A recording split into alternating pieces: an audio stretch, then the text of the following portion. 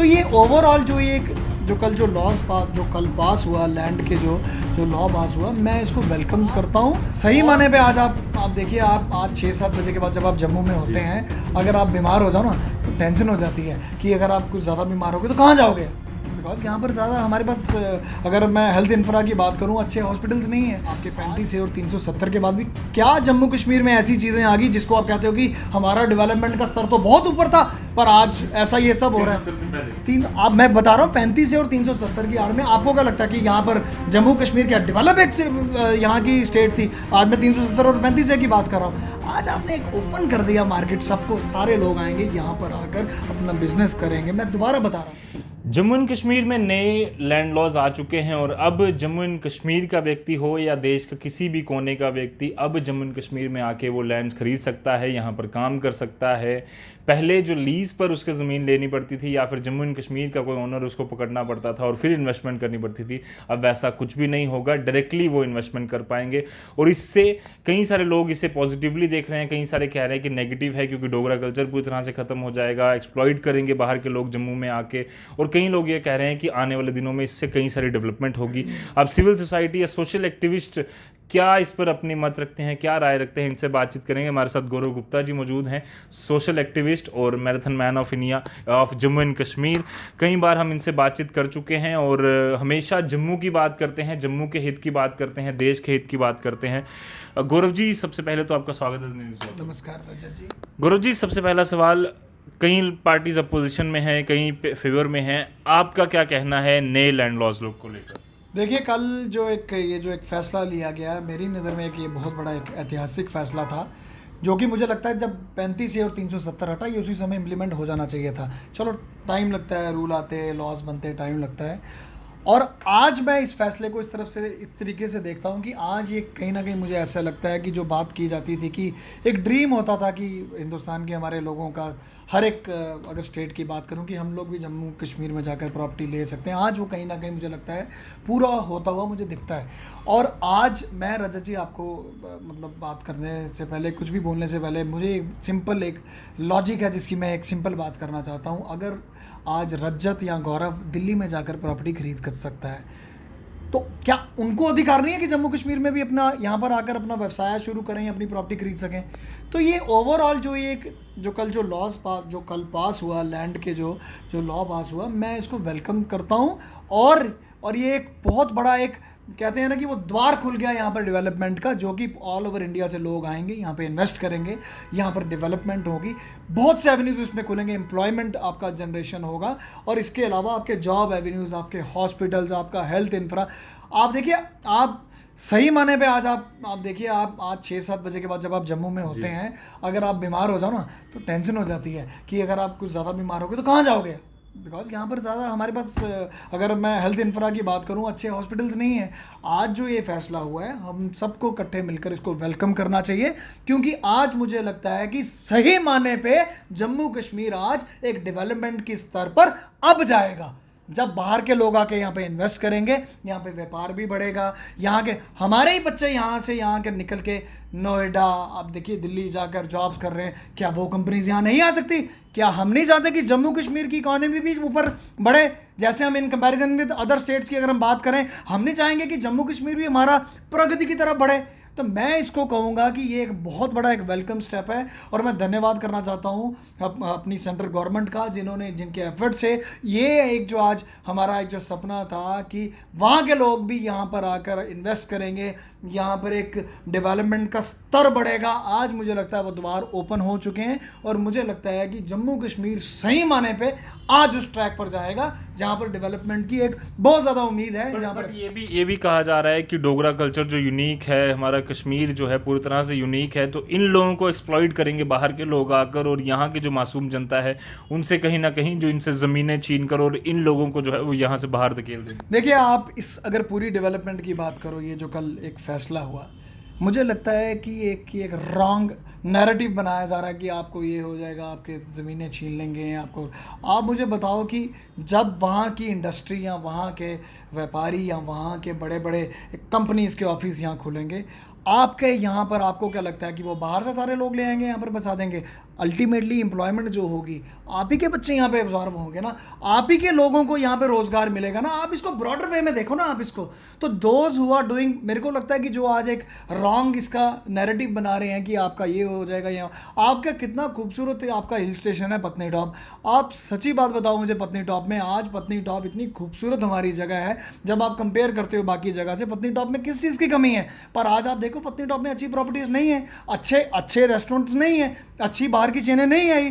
पर आज मुझे लगता है ये सारी चीज़ें होने के बाद जब ये ओपन मार्केट होगी सबके लिए, ज़रूर बाहर के जितने भी मुल्कों के हमारे लोग हैं, हिंदुस्तान के जो अलग अलग कॉर्नर पे रह रहे हैं, जो यहाँ पर आकर डेवलपमेंट करेंगे, यहाँ पर रोज़गार भी बढ़ेगा, यहाँ के लोगों को जॉब एवेन्यूज़ भी आएंगे और यहाँ के लोगों की एक इकोनॉमी भी जो है वो भी स्तर जो है जम्मू कश्मीर का बढ़ेगा। मेरा तो क्लियर कट मैसेज है कि ये जो एक डेवलपमेंट के स्तर पर आज मुझे लगता है सही माने पर 35 से और 370 के बाद, इस लॉ के आने के बाद, आज जो ये ओपन मार्केट हुई है इंडिया के लिए, मुझे लगता है कि हम सबको इसको वेलकम करना चाहिए। बट क्यों फिर ऐसा क्यों लग रहा है कि जो बाकी पॉलिटिकल पार्टीज हैं, चाहे पीडीपी हो, एनसी हो या फिर जेकेएनपीपी, उन्होंने भी बार बार कहा है कि 370 हटा दे, बट अब जब जमीन के नए कानून आए हैं, उसमें बदलाव किया गया, तो वो कहते हैं जी नहीं ये गलत है, 370 हटेगा और उसके बाद ये फैसला आएगा, ये तो सबको पता ही था, तो फिर इतनी नाराजगी क्यों?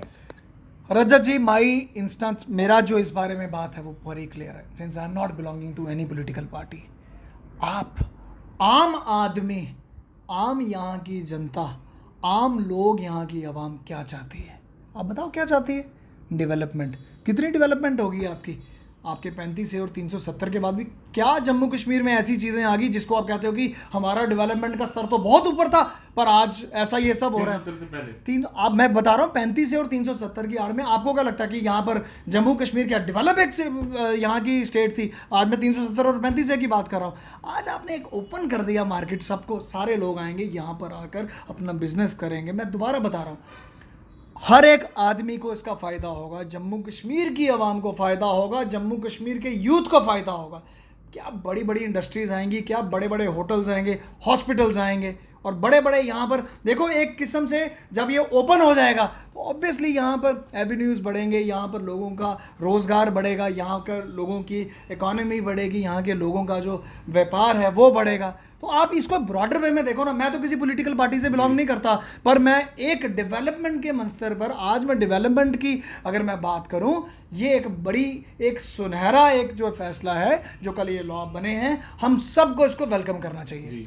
बट इसके अलावा डोमिसाइल के कानूनों की बात आई तो हमने देखा कि हर एक व्यक्ति, चाहे बुजुर्ग हो या फिर वो यूथ है या फिर लेडीज़ हैं घर की, हर किसी ने डोमिसाइल बनाना शुरू कर दिए। हालांकि सरकार ने पहले कहा था कि जॉब्स के लिए, बट जब डोमिसाइल बनना शुरू हुए तो हर किसी के लिए कैंप्स भी लगे। हमने देखा बैक टू विलेज के अंतर्गत, या फिर माई टाउन माई प्राइड, या फिर अलग से कश्मीरी पंडित कॉलोनी में एक कैंप लगा। हम तहसील अगर मेंढर या फिर रजौरी, पुंछ, अगर बाकी इलाकों की बात करें, चनाब वैली की, लोगों ने भीड़ में जा जाकर कोविड के खतरे उठा कर डोमिसाइल बनवाए, और अब जॉब के अलावा वो किसी काम का नहीं रहेगा। तो आपको लगता है कहीं ना कहीं सेंटर को या जम्मू कश्मीर एडमिनिस्ट्रेशन को पहले ही सोचना चाहिए था कि कानून आ जाते, उसके बाद ये करते कोई फैसला? देखिए रजत जी, मुझे लगता है कि इसमें कहीं ना कहीं चूक ज़रूर हुई है।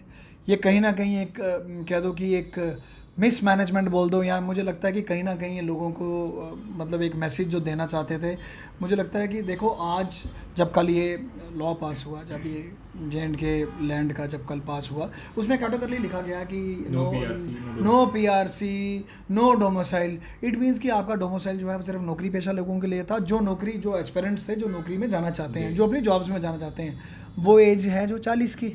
इट मीन्स कि आज 40 साल के ऊपर जो लोग लाइनों में खड़े थे, बुजुर्ग, आपके भी बुजुर्ग, हमारे भी बुजुर्ग, जो लाइनों में लंबे लंबे कतारों में खड़े थे, उनका क्या फ़न था? मुझे ये नहीं समझ आ रहा कि वो कहीं ना कहीं, मुझे लगता है कि वो ऑब्वियसली सर, वो लाइनों में खड़े हो, आज उस डोमिसाइल का क्या फ़ायदा? जब कल आपके कैटेगरी, कल जब लॉ पास हुआ आपने, there is no need of domicile certificate, there is no need of PRC. मुझे लगता है कि सरकार को इस पर भी अपना जो है एक क्लियर कट अपना स्टैंड करना चाहिए कि डोमिसाइल जो है, ठीक है आपने जॉब्स के लेकर, पर वो सब हमारे लोगों को इतना कष्ट क्यों आपने दिया पहले, कि जो हर कोई लाइन पे खड़ा हो गया?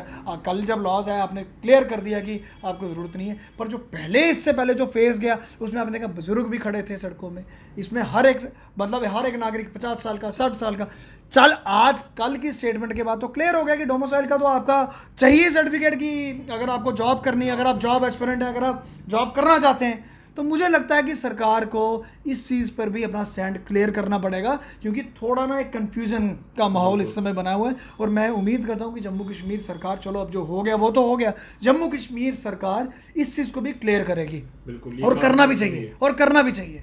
बिल्कुल, ये काफ़ी ज़्यादा ज़रूरी है। और किस तरह से आप जम्मू एंड कश्मीर के अब युवाओं के लिए एक तरक्की पसंद जम्मू एंड कश्मीर सोच रहे हैं आने वाले दिनों में? क्योंकि अगर आप जिस तरह से आप कह रहे हैं, कई सारे लोग कह रहे हैं कि बाहर से जब कंपनीज आएंगी, क्या जम्मू में हमारा इंफ्रास्ट्रक्चर इतना तैयार है कि हम स्किल्ड लेबर जम्मू में तैयार कर पाएंगे, ताकि ये जो भी बाहर से लोग आएंगे, जो कंपनीज आएंगी, वो यहाँ के लोगों को, स्किल्ड लेबर को यहाँ पर उनको काम मिलेगा? देखिए रजत जी, पहले तो था कि बाहर के लोग यहाँ पर आकर अपनी ज़मीन नहीं खरीद सकते, यहाँ पर कुछ नहीं बना सकते। अब कल चीज़ें सब क्लियर हो गई, कल सब कुछ क्रिस्टल क्लियर हो गया।